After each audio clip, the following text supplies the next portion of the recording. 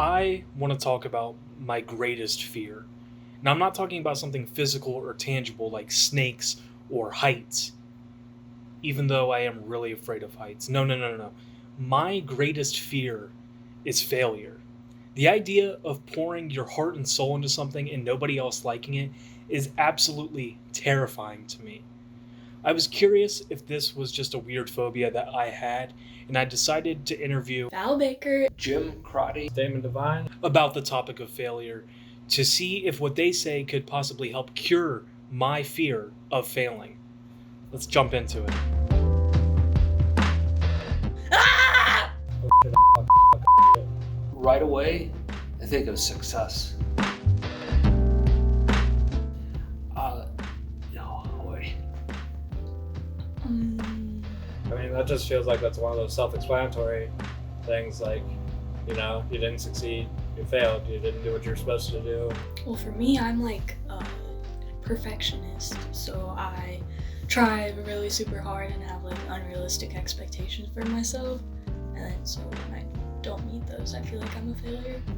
The failure for me, I would say, is let yourself down, but maybe you may not realize it right away. You come up short of whatever your expectations are. There are definitely some relationships that I could have handled better with other people. Yeah. 2 years ago, I think it is at this point, I worked at a restaurant and, I was doing a terrible job, trying my best, but doing a terrible job. Just couldn't get orders out at a reasonable time and prep food within a reasonable time, stuff like that. And they ended up not firing me, but made me bus tables most of the days I worked there anymore. So that was kind of like I definitely failed. Career-wise, I went down a few wrong roads before I discovered what I was really enjoyed doing, which is teaching and photography. Yes, because like when you fail at something, there's always a lesson to learn, and there's always something that you can like take from it and use to help yourself grow a little bit. I think, yes, you have to fail to succeed. Like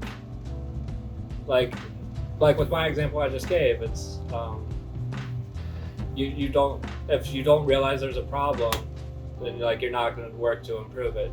If that makes sense. Yes, because that gets back to where I first came to the term success when you said failure. Because in order to define failure, you have to define success. So what is success? And I think it's dependent on a failure, a willingness to confront the fear of failure in order to achieve success.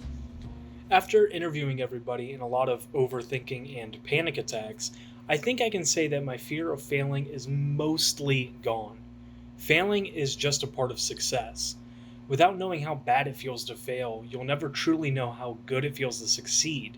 Failing is just a learning mechanism of what not to do.